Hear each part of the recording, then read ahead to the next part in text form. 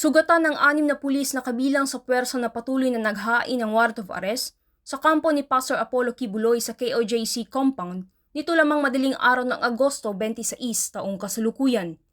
Nagsagawa ng biglaang rally ang mga miyembro ng KOJC gabi pa lamang ng Agosto 25 kung kaya naman ay agad na umaksyon ng Civil Disturbance Management o CDM dahilan upang magtamo ang 6 na pulis ng sugat at pasa mula sa iba't ibang parte ng katawan habang isa naman sa kanila ay napilay.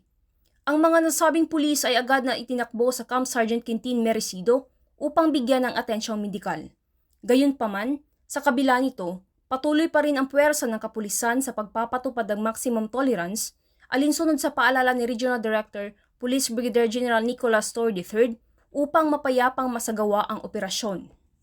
Mula dito sa Kingdom of Jesus Christ, Buhangin, Davao City, ako yung PNN correspondent, Mapagkuman, Sheena May Ilagan, alagad ng batas, taga-Taguyo.